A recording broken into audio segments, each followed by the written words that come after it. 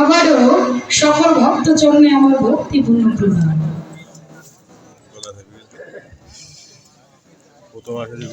বাবা, আমি নারদ হয়ে প্রশ্ন করছিলাম, দাম আমার শিক্ষা করছে নিয়ে, আসলে সে এমন কান্নাকাটি করে গেছে, মাঝে মাঝে যেন ওই সইতে জমির যে ট্যাপ জায়গা রোয়ার মতো ওই রকম উঠে গেছে। সব টাকাই দেখেন ফাঁকা করে রেখে গেছে। আহম্মক কত প্রকার আপনারা জানেন। কান্নাকাটি করলে হবে না। কবি গান গাইতে আইসো বাবা, কান্নাকাটি করে লাভ নেই। কান্নাকাটি করিয়ে কয়টা টাকা নিয়ে চলে গেছে, আর যারা টাকা দিছে তারাও উঠে গেছে। আমার আপনারা কিন্তু আমার দলে আছেন।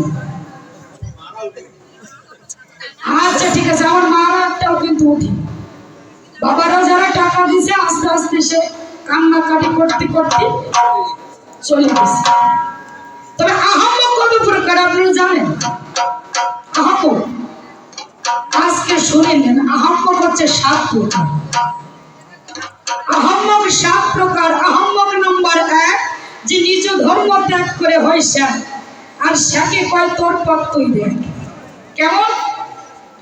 একটা কাক মনে মনে চিন্তা করে, তাই আমি যদি ময়ূর হইতাম মানুষ, তাহলে নৃত্য করতাম, মানুষের আনন্দ দিতাম, মানুষের ভালোবাসা পাইতাম। কাক মনে মনে চিন্তা করে, তাই আমি তো আর ময়ূর নয়, তবে ময়ূর হতে চাই।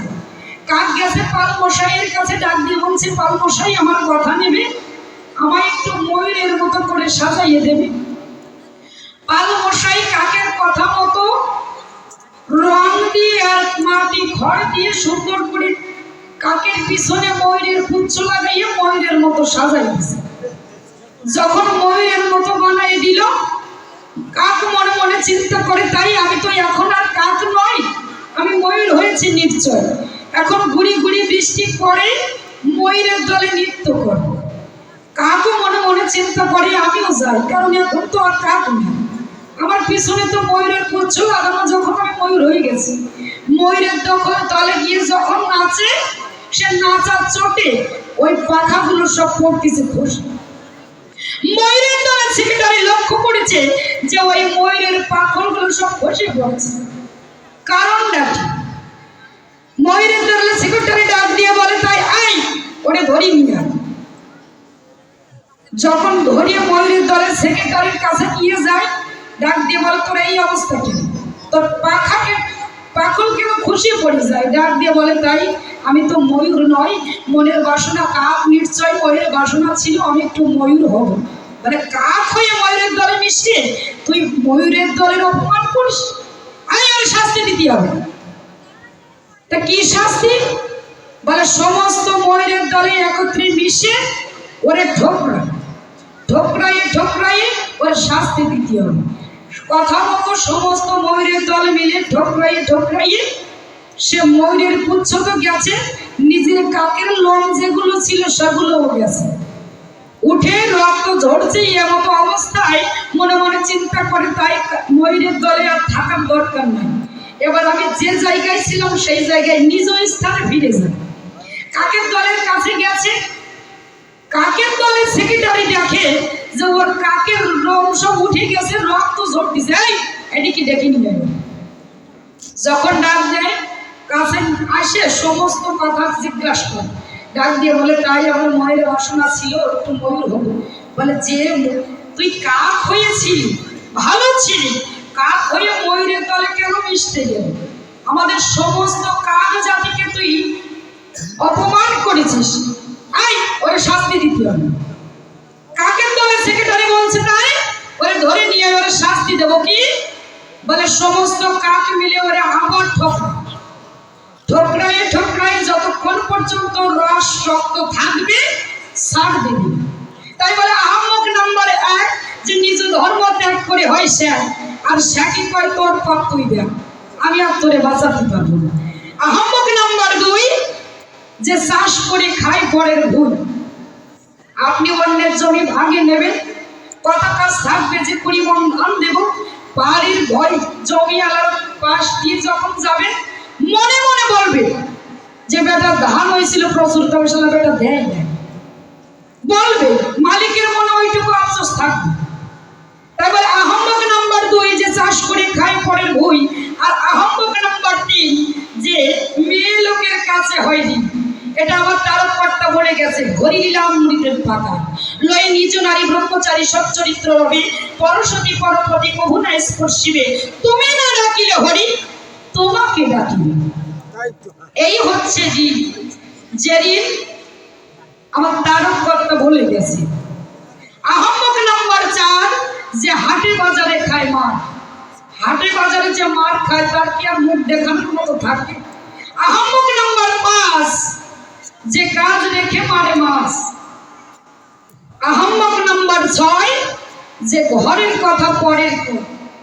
আমার ঘরে 10 লাখ টাকা আছে, সঙ্গে সঙ্গে ডাকাতি পড়ে যাবে। কেউ কি ঘরের আপন কথা আপন ভোজন কথা না করিও যথাযথ আপন আপনই হইও শ্রদ্ধা। আপনে নিজের গোপন কথা কেউ কয় না, যে কয় সে 6 নম্বরে আহম্মক। আর আহম্মক নাম্বার 7 যে বউয়ের সঙ্গে রাগ করে না খায় ভাত। এখন মনে মনে চিন্তা করি, তাই আমার মামার শিব ঠাকুরের কোন দলে ফেলতে চাই, কোন আহম্মকের কাজ সঙ্গে যে তুলনা দেব নিজেই টের পাচ্ছি না। প্রশ্ন যা করে গেছিলাম জবাব তো কি পাইছে? একটা ছোট্ট একটা মেয়ে রাস্তা দিয়ে যায়, রাস্তার পাশে একটা পুকুর আছে। বলি আমি আপনাদের কাছে, যখন পুকুরে ধারে যায় দেখতে পাই একটা আরে গরু জল খাচ্ছে। গল্প কিন্তু মামা শিবটা খুব কম দেয় না, জল খাচ্ছে। তাই এই মুখ দিয়ে খায় আর তলদেশ দিয়ে পড়ে যায়, মানে এক মুখ দিয়ে খাচ্ছে, অপোজিটে যে মুখ আছে ওই মুখ দিয়ে পড়তেছে। ছোট্ট মেয়ে তো মনে মনে চিন্তা করে, তাই যে গরু এক মুখ দিয়ে খায় আর আরেক মুখ দিয়ে পড়ে যায়, বিষয়টা চিন্তা করে পারতেছে না। অনেকক্ষণ চিন্তা করবার পরে ডাক দিয়ে কাল বলে, আমার ভূত গললে যা খায় তা ভূত দিয়ে পড়ে যায়। তা মামা শিব ঠাকুর যা কয় তা ভূত দিয়ে পড়ে যাবার অন্তরে আছে। ভাবো আমি একখানা ধোয়া গান গাবো, তারপরে আমি আমার প্রশ্নের দিকে যাব। আহা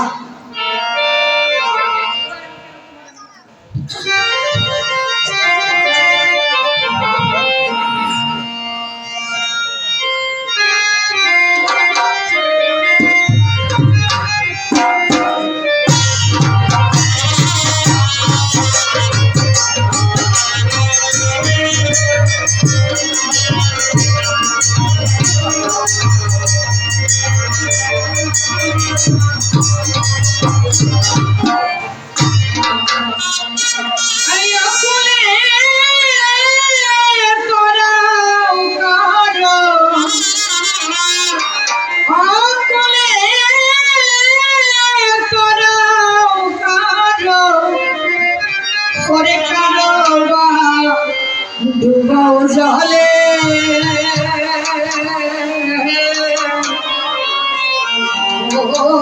দয়া, তোমার এমন খেলা বলে বলে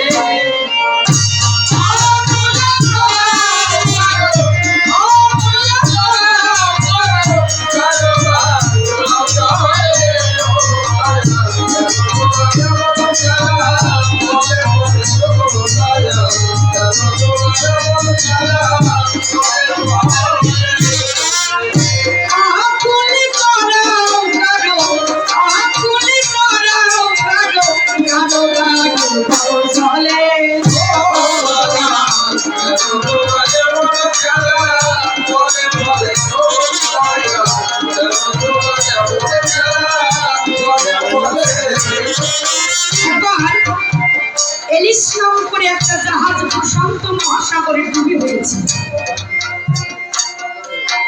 প্রশান্ত মহাসাগরে যখন ওই জাহাজটি ডুবে হয়, কি বলবো আপনাদেরকে, সমস্ত যাত্রী যারা ছিল ওই জলে সবাই ডুবে মারা গেছে, কিন্তু একজন ব্যক্তি বেঁচে ছিল। কেমন করে? একটা মস্ত বড় গাছের তাকে পিঠে পিঠের উপরে করে দেখি তাকে ভাসিয়ে রেখেছে। 3 দিন পরে যখন হেলিকপ্টার গিয়ে সেই ঘটনাস্থলে যায়, গিয়ে দেখতে পায় সবাই মারা গেছে, কিন্তু একজন জীবিত নয়, একজন ব্যক্তি বেঁচে আছে। যখন হেলিকপ্টার দিয়ে দড়ি দিয়ে তাকে উপরে তোলার ব্যবস্থা করা হয়, যখন দড়ি ধরে উপরে উঠে যায়, ওই কাছিমটি উপরের দিকে তাকিয়ে দেখে যে আমি যাকে বাঁচিয়ে রেখেছি সেই ব্যক্তি সুস্থভাবে হেলিকপ্টারে পৌঁছলো কিনা। উপরের দিকে তাকিয়ে 3টি ঘুরপাক দিয়ে ওই গভীর জলরাশির ভিতরে প্রবেশ করে, অচল গহ্বরে প্রবেশ করে। ভগবান অনাদির আদি গোবিন্দ যিনি যদি কাউকে রক্ষা করেন, তিনি অসীম জলরাশির মাঝে সে বেঁচে যেতে পারে। আর যদি ভগবান না চায় তাহলে হাঁটু জলে পড়ে অনেকে মৃত্যুবরণ করে। তাই রসের কবি রসিকলাল সরকার যিনি তার গানের ভাষায় গেয়ে উঠলেন, তিনি কি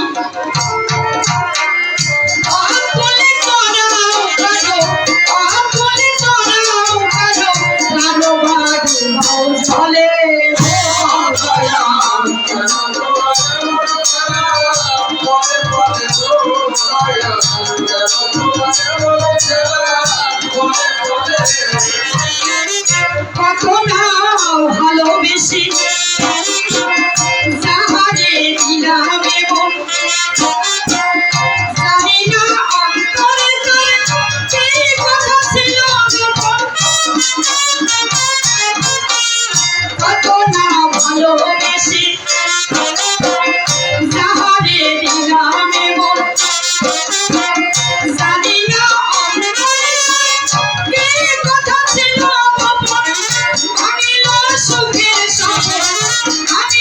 সুখের সফল মুখতার বুকের তলে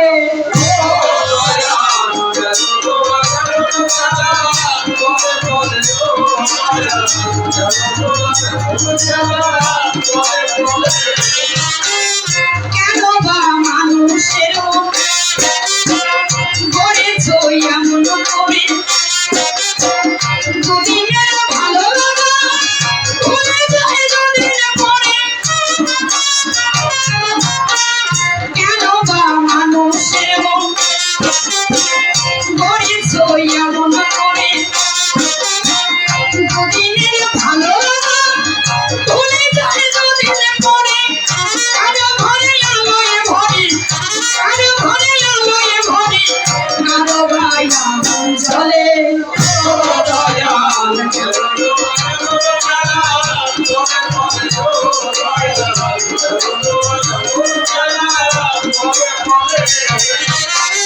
কেন বা সাথী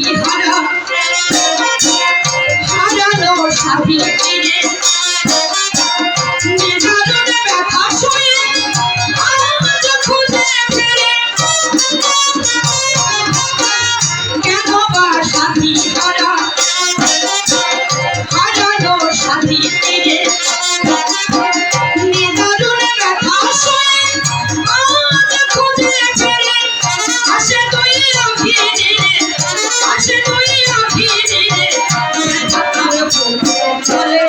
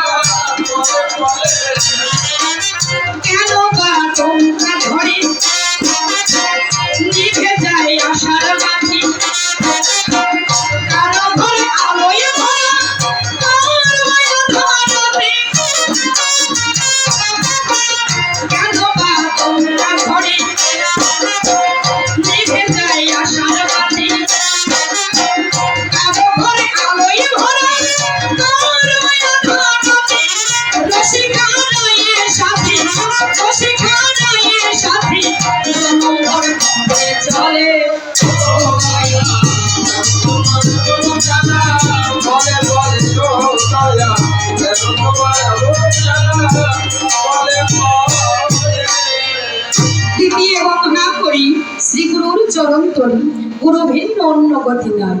গুরু যারে দয়া করে আসে যায় ভগবানে, পরম ব্রহ্ম পায় সেইটা। প্রথমবারে আসরে এসে নারদ ঋষি নামটি ধরে মামা শিব ঠাকুরের কাছে কয়েকটি প্রশ্ন করেছিলাম। ডাক দিয়ে বলেছিলাম মামার কাছে, মামা তুমি আমার প্রশ্নগুলো ধরে সঠিক সত্য তত্ত্ব দিয়ে বোঝাবে আসরে। মামা আমার প্রশ্ন সূত্র ধরে জবাব দিয়ে গেল আসরে, কিন্তু শুনিয়া তারা জবাব দান ঘরে নাই। আমার মনোপ্রাণ তাই পুনর্বার সবাই এসে আমি দিলাম দর্শন। প্রথমবারে আসরে এসে প্রশ্ন করেছিলাম মামার ধারে, মামা তুমি আমার কথা নেবি? তুমি বিবাহ করবে না বলে কোন করেছিলে, তবে কোন কারণে আবার বিবাহ করেছিলে? জবাব দিল।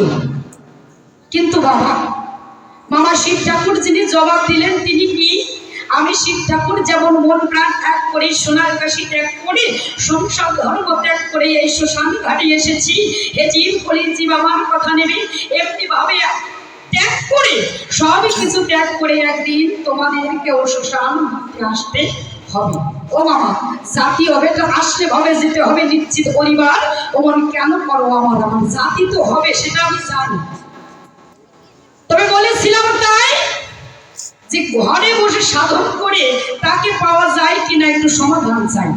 বাবা আমি সব রকম বলে গেছি না যে সংসার থেকে তারে পাবো কিনা।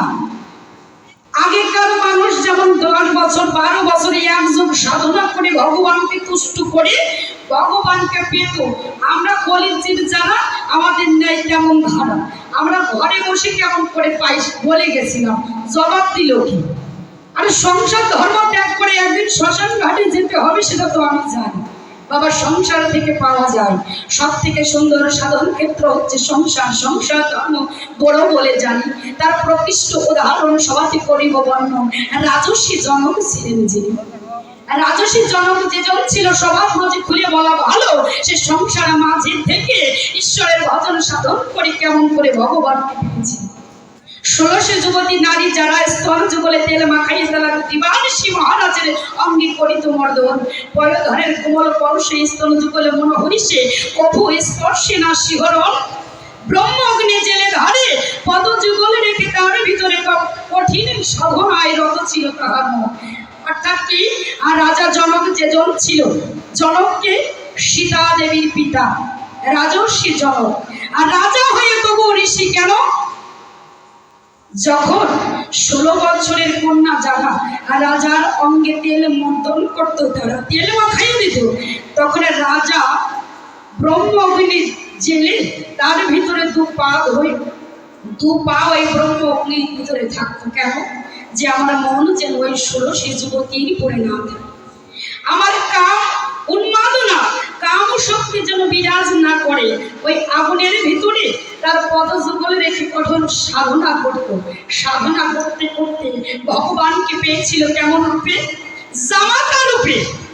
স্বয়ং ভগবান বিষ্ণু যিনি বিষ্ণু অংশে রামচন্দ্র, এক বিষ্ণু চতুর অংশে দশরথের ঘরে জন্মগ্রহণ করেন। জন্মগ্রহণ করে সীতার সঙ্গে বিবাহ করবার পরে রাজস্বী জনক জামাতা রূপে ভগবানকে পেয়েছিল। সংসার থেকে ভগবান পাওয়া যায় না। আমি ছোট ছোট করে বলে যাব, আবার কথা আসবে, আবার কান্নাকাটি করি আপনাদের সবার মুঠাই এনে আমি বাবা কাঁদবো।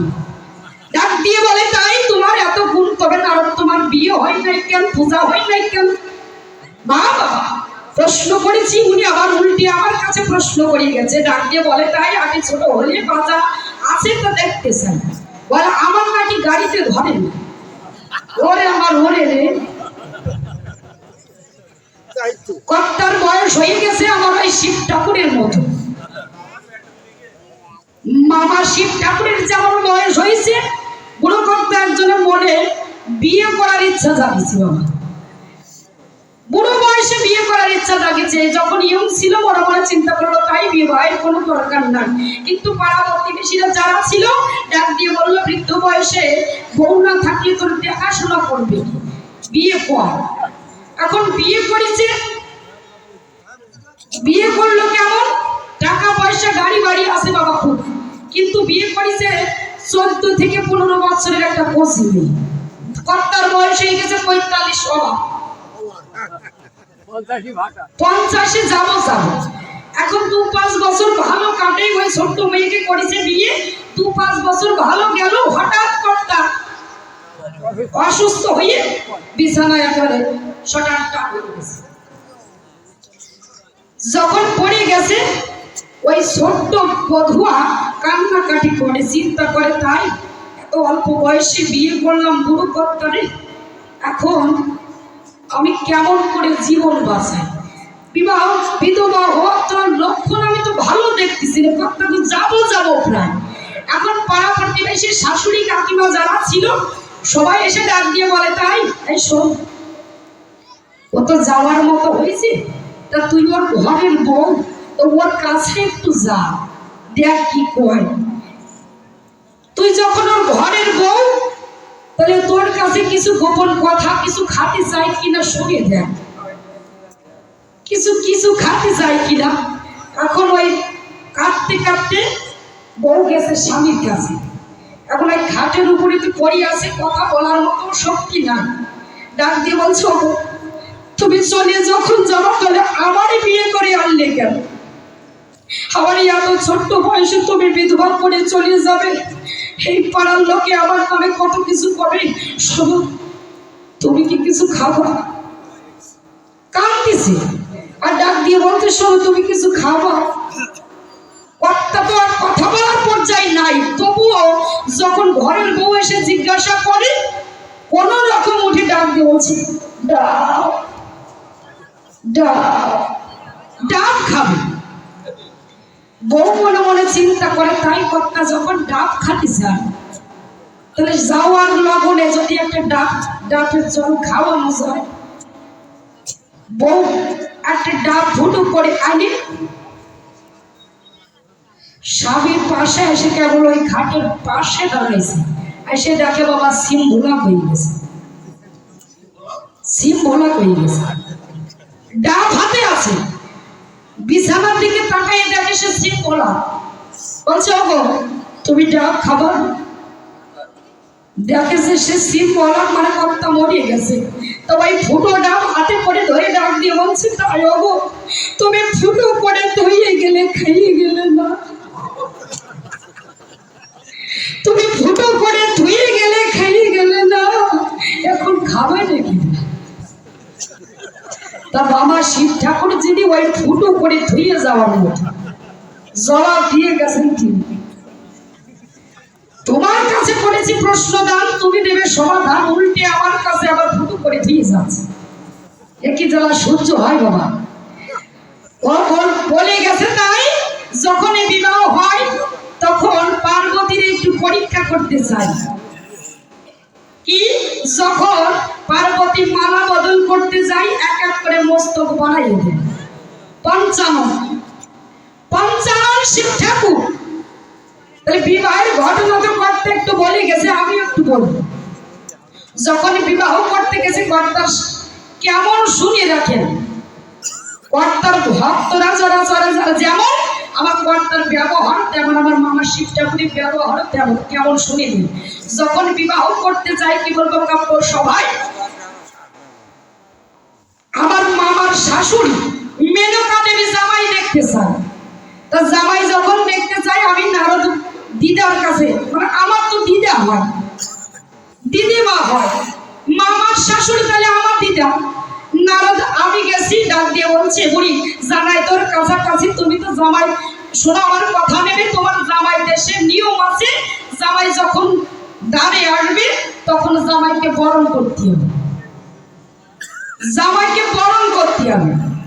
যখন এই কথা শোনে মেনকা দেবী ডাক দিয়ে বলে, শোনো আমাদের দেশে নিয়ম নাই, আমি বরণ করতে পারবো। বলে, তোমার জামার দেশে নিয়ম আছে, না করলে কিন্তু জামাই বিয়ে না করে চলে যাবে। যখন এই কথা বলে শাশুড়ি মনে মনে চিন্তা করে, যদি না গেলে যদি লগ্ন ভ্রষ্ট হয়, আমার মেয়ের বিবাহ হবে বড় দায়। যখন এই কথা চিন্তা করে নারদ গিয়ে আস্তে আস্তে গিয়ে 10-12 কানে কি শ্যাম্পুল ওই ডালার ভিতরে দিয়ে দিলাম। বল নারদ এটা কি দাও? বলেন না, বরণের শ্বাসপাত্র দিচ্ছি, তুমি যাও, এবার তোমার জামাইকে বরণ করে নিয়ে আসো। যখন যাই মেনকা দেবী যখন বরণ ডালা নিয়ে এক এক করে যায়, শিব ঠাকুরের আমার মামার মাথার সাপ মোড়া মারি উঠছে। একখান থাকলে তাই বাবা সাপ তো সাপ, 14 গোষ্ঠী আসার নাম করে না, 10-12 খান দিছি। জানাই আমি আপনাদেরকে কাছাকাছি যখন যাই, মাথার সাপ মোড়া মারছে। শিব ঠাকুর মনে মনে চিন্তা করে, তাই আমার পাক নিয়ে তো মোড়া দেয় কেন? কর্তার ড্রেস কি? মাথায় সাপের পাগড়ি, গলায় হার দিছে, আবার সাপের কোটিতে বাঘের চর্ম, বাঘের চর্ম হচ্ছে বসন, আর বেল্ট বানাইছে সাপ। যখন শাশুড় মা এক এক করে যায়, মাথার সাপ আস্তে আস্তে ছুটে পড়ে, আবার একটু এগিয়ে যায়, আস্তে আস্তে গলার সাপ মোড়া মারিয়ে ঘুরিয়ে চলে যায়। শিব ঠাকুর মনে মনে চিন্তা করে, তাই এবার কি ঘটবে না তো আমি জানি না। আস্তে আস্তে যখন যায়, গলার সাপ মাথার সাপ এবার বেল্ট ধরে টানতেছে, কসলাই উঠতেছে। কখন যায়? ও তো বাধা, ও তো আর বেরিয়ে দিতে পারতেছিল সদাই। যখন কোলের কাছে গেছে, সাপ সেটা একেবারে গিরে খুলে দৌড়, খুলে যখন যায়, কি বলবো কাব্য, সবাই বাঘের চালের কি অবস্থা হয়েছে। আচ্ছা, শাশুড়ির সঙ্গে কি ওই রকম হবে কেউ দাঁড়া? আবার যখনই ওই রূপ দর্শন দিছে, মেনকা দর্শন করে ডাক দিয়ে বলে, আমার কথাই নারদ কি হলো? তখন আমি যখন বলি, তাই আইন ঘুরিয়ে এবার মাঝামাঝি শুয়াই বরণ করতে গেছে। তা তুমি এত ভালো পাগলা ভোলা পঞ্চানন, তুমি ত্রিকালদর্শী, তুমি অনাদির আদি, তবে এইরকম ড্রেসে তুমি তোমার শাশুড়ির সামনে গিয়ে দাঁড়াইছে নাকি? তোমার কোনো বোধ বরত আছে? শাশুড়ির সামনে ওই রকম করে কেউ দাঁড়া? আমার মামা দাঁড়াইছে, ডাক দিয়ে বলে, তাই আমার কেন বিবাহ হয় না? আমি না, তা বিবাহ করবো কি করি? আমি একদিন মনে মনে চিন্তা করলাম, তাই সৃষ্টির জগতে রক্ষাটাই আমাকে তো বিবাহ করতে হয়। বাবা আমার প্রশ্নের জবাব দিয়ে যায়। চিন্তা করলাম, তাই আমি বিবাহ করতে যাই, এবং আমার সমকন্যা কোথায় পাই? আমি বিষ্ণুর কাছে গিয়ে ডাক দিয়ে বললাম, বিষ্ণু আমার কথা নেবে? প্রভু আমার সমকন্যা কি কোথাও আছে? আমার একটা কন্যা খুঁজে দেবে। বিষ্ণু দেবে যে জন ছিল সবাইকে খুলে বলো, ভালো ডাক দিয়ে বললো, নারদ তুমি আমার কথা নেবে? আছে অম্বরেশ কন্যা, অম্বরেশের রাজার কন্যা রূপী গুণে মহিধন্যা, তুমি ওই কন্যাকে বিবাহ করবে। যখন এই সমাচার দিল, আমি নারদ এসে যখন অম্বরেশের রাজার ধারে যাই, গিয়ে ডাক দিয়ে বললাম, তাই রাজা আমার কথা নেবে? তোমার যে কন্যা আছে তুমি আমার সঙ্গে দেবে। এদিকে পর্বত রাজা যেজন ছিল, সবার মাঝে খুলে বলা ভালো, পর্বত রাজাও ভগবান বিষ্ণুর প্রিয় একজন ভক্ত ছিল। পর্বত রাজা মনে মনে চিন্তা করে, তাই আমিও একটু বিবাহ করতে চাই। বিষ্ণুর কাছে যখনই গেল, ডাক দিয়ে বললো, বিষ্ণুর ধারে, বিষ্ণু আমি তো বিবাহ করবো, প্রভু আমার জন্য একটা কন্যা পাত্রী দেখে দিতে পারবে তো? ডাক দিয়ে বলে, শোনো পর্বত, অম্বরেশ রাজার কন্যা রূপে গুণে মহিধন্যা শ্রীমতী তাহার নাম, তুমি উহার কাছে গিয়ে রাজার কাছে মেয়েটাকে বিবাহ করে তুমি সংসার ধর্ম করো স্থাপন। যখন বলে, পর্বত যায় চলে ওই অম্বরেশ রাজার কাছে। আমি গিয়ে নারদ যখন কথাবার্তা কয়ে ফিরে আসি, কি বলবো আপনাদের কাছাকাছি অম্বরেশ রাজার সঙ্গে তখন দেখা হয়। অম্বরেশ রাজা পর্বত রাজার সঙ্গে দেখা হয়। পর্বত যখন তখন অম্বরেশ রাজার কাছে যায়, গিয়ে কন্যাকে বিবাহ করতে চাই। যখন বিবাহ করতে চাই, আমি যখন সমাচার শুনতে পাই, ছুটে গেলাম তখন বিষ্ণুর কাছে, ডাক দিয়ে বললাম, ভগবান আমার কথা নেবে? আমি তো শ্রীমতীকে করতে চাই বিয়ে, ওকে আমি ভালোবাসি বলি, আমি তোমার পাশাপাশি আমি ওকে বিবাহ করতে চাই, কিন্তু পর্বত রাজ যেজন ছিল তোমার কাছে খুলে বলা ভালো, তবু তো ওই মেয়ের বিবাহ করতে চাই। তবে আমার মনে আছে বাবু, আমি একমাত্র ওরে বিয়ে করবো। এই কথা বলে যখন বিষ্ণুর ঠায় ডাক দিয়ে বলে, বিষ্ণু একটা উপকার করতে হবে। কি বলে? পর্বত রাজার মুখ তোমার ভাল্লুকের মতো করে দিতে হবে। ভাল্লুকের মতো যখন করে দেবে, তখন কি একটা আর রাজার কন্যা তার গলে কি মালা দেবে? তখন কি আর মালা দেয়? বিষ্ণু তথাস্তু বলে ডাক দিয়ে বলছে, বাবা তুমি যা চাইছো তাই হবে, তুমি যা চাইছো তাই হবে। পর্বতের মুখ একবারে ভাল্লুকের মতো হয়ে যাবে। নারদ তখন মনে শান্তি মনে ফিরে আসলাম ঘরে। এদিকে পর্বত রাজাও এই সমাচার শুনে গেছে বিষ্ণুর কাছে। বিষ্ণুর কাছে গিয়ে বলে, তাই আমি তো অম্বরেশ রাজার কন্যারে বিবাহ করতে চাই, শুনেছি নারদও নাকি বিবাহ করতে চাই, তবে আমার কথা নেবে। ওই নারদের মুখ তুমি হনুমানের মতো করে দেবে, বাদরের মতো করে দেবে। আচ্ছা বাবা, দুইজনের ভগবানের কাছে প্রার্থনা দেখো। আমি গিয়ে বললাম আরে ভাল্লুক করতে, আর ও গিয়ে বলছে আমারে বাদর করতে। যখন বলে তাই ভগবান বিষ্ণু বলে, যা চাইছো বাবা তাই হবে, কথা নেবে, তোমরা এবার বিবাহ করতে যাবে। যখন আমরা দুজন ওই স্বয়ংবর সভায় যাই, কি বলবো আপনাদেরকে, ঠাই একজনের মুখ হয়েছে কি বাদরের মতো, আরেকজনের মুখ হয়েছে ভাল্লুকের মতো। এবার অম্বরেশ রাজার কন্যা কি ওই বানর আর ভাল্লুকের বলে কি মানা দেবে? খুঁজে পায় না, বর বটে খুঁজে পায় না। এদিকে অম্বরেশ রাজার কন্যা শ্রীমতী যে জন্মেছিল, সে ভক্তিমান ভক্তিমতী কন্যা ছিল। ভগবান বিষ্ণু তখন ওই কণ্ঠ থেকে এসে ওই রাজার স্বয়ংবর সভায় যখন আসে, এক পাশে ভাল্লুক রূপে পর্বত বসে আছে, এক পাশে নারদ বসে আছে বাদর রূপে, মাঝখানে এসে বিষ্ণু বসে আছে। যখন বিষ্ণু যায়, ওই অম্বরেশ রাজার কন্যা রূপে গুণে মহিধন্যা দুই হাতে মালা দিয়ে বিষ্ণুকে স্বামী রূপে বরণ করে দেয়। আমরা ওর মুখের দিকে যাই, বুঝে উঠতে তো পারি না, সম্মুখে যদি দর্পণ না থাকে তাহলে চিনব কি করি? আমি ভাবি ও বাদরের মতো হয়ে আছে, আর ও ভাবে যে আমি হনুমানের মতো হয়ে আছে। কিন্তু মাঝে যে বিষ্ণু আমার পৌঁছড়ি করে নিয়ে গেছে তা কি? আচ্ছা, যদি কারো ভালোবাসা হয়, সেই ভালোবাসার কন্যা যদি অন্য কেউ নিয়ে যায়, সেই কর্তার কি আর বিবাহ করার ইচ্ছে থাকে? মনে মনে করলাম ধারণা এই জগতে আমি আর বিয়ে করব। যে বিবাহ করেছে ভগবান বিষ্ণু, কৃষ্ণ, বিষ্ণু অংশে কৃষ্ণ, কৃষ্ণ অংশে বিষ্ণু, তার তো 16,108 ক্রমণী আছে, তবুও যদি আমারটা নিয়ে যায় পাশে, ওতে আমার কোনো দুঃখ না। মনে মনে চিন্তা করলাম, তাই আমি আর বিবাহ করতে চাই না। আমি একা একা দেবর্ষী নারদ ঋষি হয়ে জগতের নাম কীর্তন করে জগতের নাম মিলাইয়ে যাই। তাহলে কয় কি যে গুণের চোটে নাকি বিবাহ হয় না? ওরে ওরে আমার ওরে। দ্বিতীয় প্রশ্ন করেছিলাম, আরো শুনলেন যত ভক্ত প্রাণ। দ্বিতীয় প্রশ্ন করেছিলাম কি? দ্বিতীয় প্রশ্ন করেছিলাম, তোমার গলে কেন হাড়ের মালা, মায়ের গলে কেন মুন্ড মালা, আর তোমার 5 মাথা যখন ভগবতী অর্থাৎ মা দুর্গা দেবী যখন মালা বদল করতে যায়, কি বলবো আপনাদিকে ঠাই, মামা শিব ঠাকুর যিনি এক এক করে মাথা বাড়াইয়ে দেয়, এক এক করে মাথা বাড়াতে লাগে। যখন একটা মাথা বাড়ায়, তখন মা দুর্গা দেবী যিনি চতুর্ভুজা রূপ ধারণ করলেন তিনি, কারণ 2 হাতে 2টো মালা 2 মাথায় পরাতে হবে।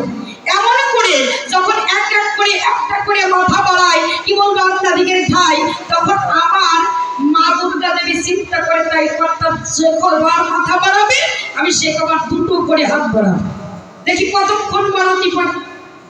মামা শিব ঠাকুর যিনি 5টা বাড়ানোর পরে বল শক্তি কমে গেছে, মনে মনে চিন্তা করে, তাই আমার তো আর বল নাই, আমি আর বাড়াতে চাই না, কারণ আমার বাড়তেছে একটা, দুর্গার বাড়তেছে 2টো। একবার চিন্তা করে দেখো নেই যে ওই তোমার এই 5 মাথা আর আমার মামির 10 হাত যদি তোমার গলা চাপে ধরে তো বাঁচতে পারবো না। তখন কিন্তু মামা শিব ঠাকুরের ভয় পেয়ে গেছে যে 10 হাত দিয়ে যদি আমার ধরতে আসে আমি কি বাঁচব? আর দরকার নাই, আমারও বাড়ানোর দরকার নাই। দুর্গা তুমি ঠান্ডা হও, শান্ত হও, এবার 7 পা ঘুরিয়ে আমার বিবাহ করো, আমার আর দরকার নাই বাড়ানো।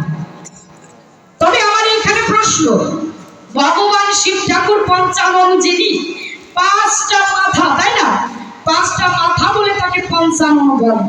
তবে এক মুখে সে হরিনাম কীর্তন করে, তা বাকি যে আর 4টা আছে, ওই 4 মাথায় কার গুণগান?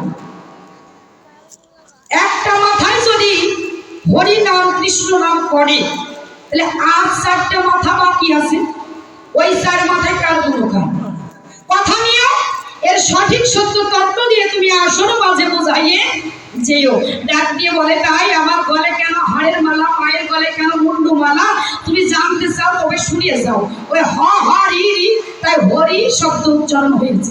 ভগবান বলে এই হরি নাম বিতরণ করে গেছে কিনা মহাপ্রভু। মহাপ্রভু শ্রী চৈতন্য যিনি হরি নাম জীবের দ্বারে দ্বারে বিতরণ করে গেছে তিনি। কিন্তু বাবা হরি নাম কৃষ্ণ নাম কি মহাপ্রভু বিতরণ করে গেছিল? চৈতন্য চৈতন্যের কোথাও লেখা নাই যে মহাপ্রভু গৌরাঙ্গ মহাপ্রভু হরে কৃষ্ণ নাম জীবের দ্বারে দ্বারে বিতরণ করে গেছে। মহাপ্রভু যেজন ছিল সবাইকে খুলে বলা ভালো, জীবের দ্বারে দ্বারে কখনো হরি নাম বিতরণ করেন নাই।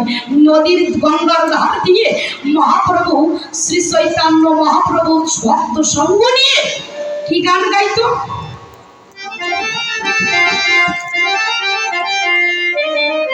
হরে কৃষ্ণ কৃষ্ণ কৃষ্ণ হরে হরে, হরে রাম রাম রাম হরে হরে। এই তো জীবের মহামন্ত্র 16 নাম 32 অক্ষর। এটা কিন্তু আমার মহাপ্রভু বিতরণ করে যায় নাই।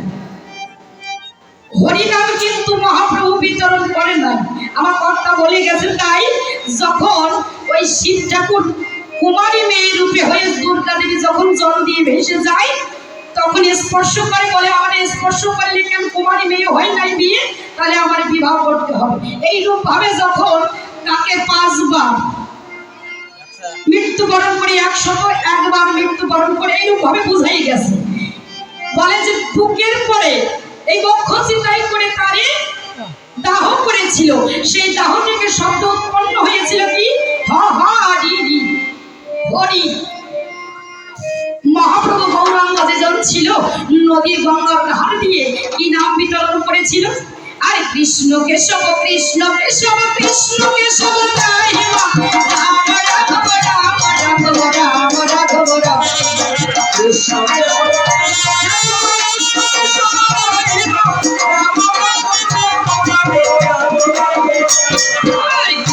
কেশব কৃষ্ণ কেশব কৃষ্ণ কেশব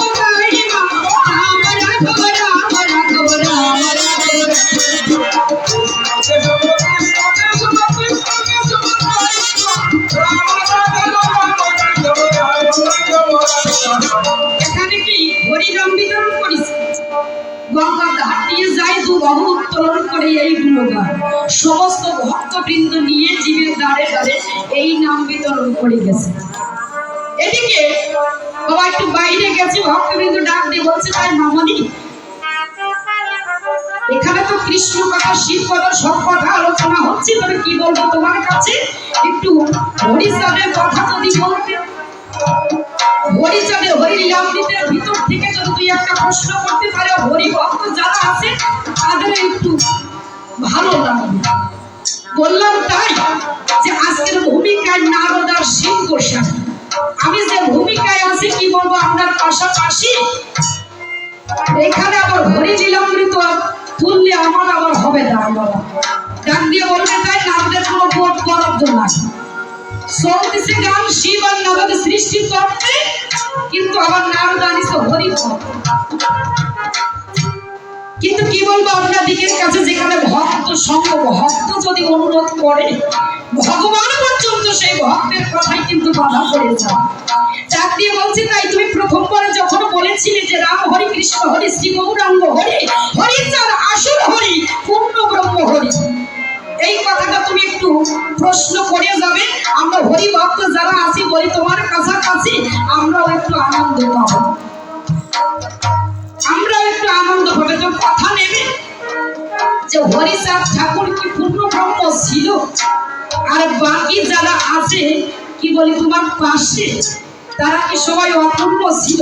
হরিলীলামৃতের কথা লিখে গেছে কর্তা, তাই যে রাম হরি কৃষ্ণ হরি শ্রী গৌরাঙ্গ হরি, হরিচাঁদ আসল হরি পূর্ণ ব্রহ্ম হরি।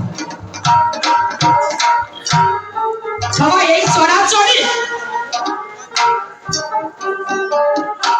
তার উপরটা কিন্তু আরেকটা কথা লিখে গেছে যে যে যার ভক্তি করে সেই তার ঈশ্বর, ভক্তি যুগে সেই তার স্বয়ং অবতার। জগতের মাঝে যে যাকে ভক্তি করে সেই তার স্বয়ং অবতার। কিন্তু বাবা প্রশ্ন করেছিলাম তাই যে সাকার ঈশ্বরের মাঝে নিরাকার পরব্রহ্মকে বিরাজ করে। দ্বিতীয় প্রশ্ন করেছিলাম যে নিরাকার পরব্রহ্ম কি সাকারের মাঝে আসে? শিব ঠাকুর যিনি প্রশ্নের জবাব দিয়ে গেছে, তিনি যে দুধের মধ্যে মাখন যেমন দেখা যায় না, তেমনি রূপে সাকারের মাঝে নিরাকার পরব্রহ্ম বিরাজ করে, তবু দেখা যায় না।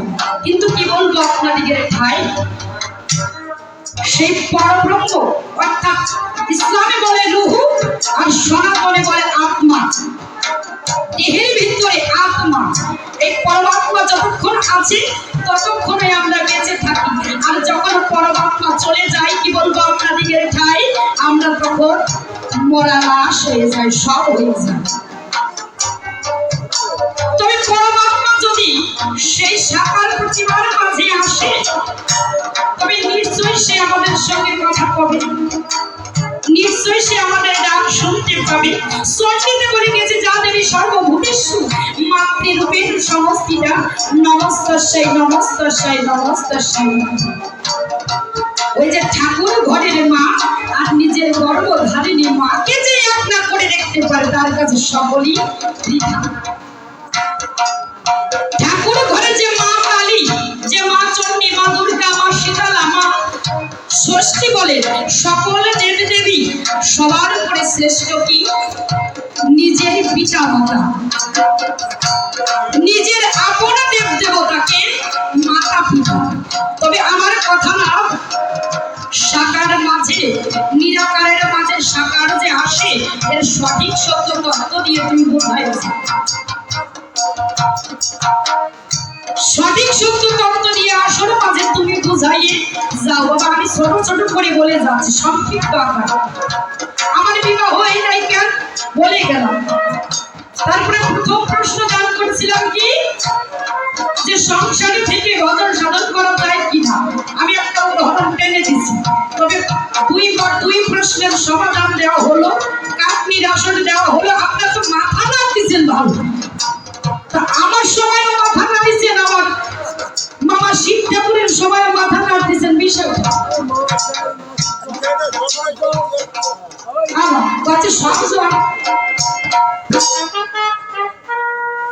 বিজয় বাবু আর রসিক বাবু আসরে গান করতে গেছে, কিন্তু ওখানে কমিটি কর্তৃপক্ষের আদেশে ডাক দিয়ে বললো, তাই বাবু আপনারা আজকের একটা ভিন্ন ভাবে গান করতে হবে। কি বলছে, বাবু আপনি তো সবসময় জবাবের আসরে থাকেন, তবে কথা দেবেন আজকে আপনার শিষ্যপুত্র রসিক সরকার যিনি, তিনি জবাব দান করবেন, আর আপনি করবেন প্রশ্ন। আপনি দেবেন প্রশ্ন আর আপনার শিষ্যপুত্র রসিক সরকার জবাব দেবেন। বিজয় বাবু মনে মনে চিন্তা করে তাই যে আমার শিষ্য যদি যায় জবাবের ভূমিকায়, তাহলে তো চিন্তা নাই, যাক না, কমিটির আদেশ, তারা যেটা বলবে সেটা তো শুনতে হবে। এখন বিজয় বাবু সর্বপ্রথমে আমার মতো প্রশ্ন করতে হয়েছে। প্রশ্নের আসর উঠে বিজয় বাবু গান ধরেছে কি, আমার তরি ঘরে ঘটবি পাকে ত্রিবেণীর ত্রিমোহনায়, আমি তোমার নামে ধরলাম পারি দয়াল অকুল দরিয়া। সামনে ভদ্রলোক একটা বসে আছে, যখন গান ধরেছে ভদ্রলোক মাথা ঝাঁকা, যে গান হচ্ছে হয় না। বিজয় বাবু মনে মনে চিন্তা করে, তাই আমি বিজয় সরকার গান গাই, আমার গান হয় না, কর্তা মাথা ঝাঁকা দেয়, নিশ্চয়ই কি কোথাও তো কম টম পড়েছে, না পড়লে তো কর্তার মাথা ঝাঁকা দেবে না সামনে বসে। এখন বয়স হয়ে গেছে, হয়তো কম পড়িয়া কোথাও শুনে কোথাও কম পড়ে গেছে। বিজয় বাবু প্রথম আসন কোনো রকম শেষ করে বসে রয়েছে, কর্তার দিকে চাই যে রসিক সরকার যখন ওঠে তখন কি করে। রসিক সরকার যখন আসরে যায়, প্রথম আসরে রসিক উঠে গান গায় কি, এখানে চিঠি লিখি তোমার কাছে ব্যথারে কাজলে, আশা করি পড়ার বন্ধু তুমি আছো কুশলে। কথা সাই দিচ্ছে যে এইবার ভাবছে। বিজয় বাবু কিন্তু আমার মতো বসে রয়েছে, বসে বসে চেয়ে চেয়ে দেখতেছি যে কথা বাপ আমার গানের সময় দেয় কাম, যারা রসিকের সময় সাই দেয়, পুনর্বার আমার মতো যখন কাটনির আসনে ওঠে, বিজয় বাবু মনে মনে চিন্তা করে এমন একটা গান গাবো কর্তা সাই না দিয়ে পারবে না, কর্তা যাতে সাই দেয় এইরকম একটা গান গাই। যখন গান ধরেছে কি অকুল দরিয়ার মাঝি রে হারে মাঝে তুমি চলেছো কোন দেশে, যখন গান খানা গাই কর্তা আমার মাথা ঝাঁকা দেয়। আচ্ছা, বিজয় বাবুর বাবা রাগ হয়ে গেছে, ডাক দিয়ে বলে তাই গান গাবো পরে, আগে কর্তার মাথা ঝাঁকুনির বিচার করবো আগে, তারপরে গান গাবো। বলে আমি বিজয় সরকার বাবু দাঁড়িয়ে উঠে দাঁড়া, বলে কি, বলে আমি বিজয় সরকার যার গান শুনবার আশার আসে কত দূর দূরান্ত হতে, কত মায়েরা কত বাবারা আসলে ছুটে আসে, আর আমি বিজয় সরকার উঠে গান গাই, আপনার কাছে কি মনে হয় না? যখন আমি গান গাই তখন কান ঝাড়া দাও, আর যখন আমার শিষ্যপুত্র রসিক গান গায় তখন সাই দাও, কি হয়েছে বিষয়টা? তাই আজকে আপনারা এই কান ঝাড়া শ্রাদ্ধ করবো আগে, তারপরে আমি গান গাবো। অবশ্য বিজয় বাবু রাগ হয়ে গেছে, কর্তা উঠে ডাক দিয়ে বলে তাই যে বাবু আমার কোনো দোষ নাই। বলে দোষ নাই মানে আমার সময় কান ঝাড়া রসিকের সময় মাথা সাই দাও, দোষ নাই আবার কি? আচ্ছা সামনে যদি কেউ মাথা ঝাঁকা দেয় কি গান করা যায়?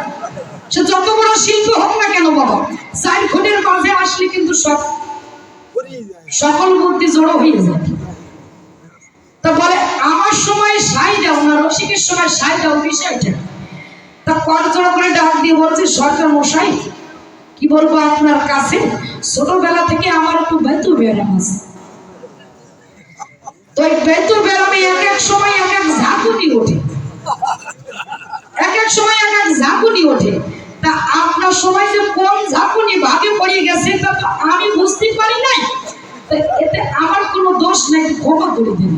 বলে বেতু ব্যায়ামের ঝাঁকুনিতে যে আমার কতটা সর্বনাশ হচ্ছে আপনি বুঝতে পারছেন, তা আপনাকে তো বেতু ব্যায়াম নাই না।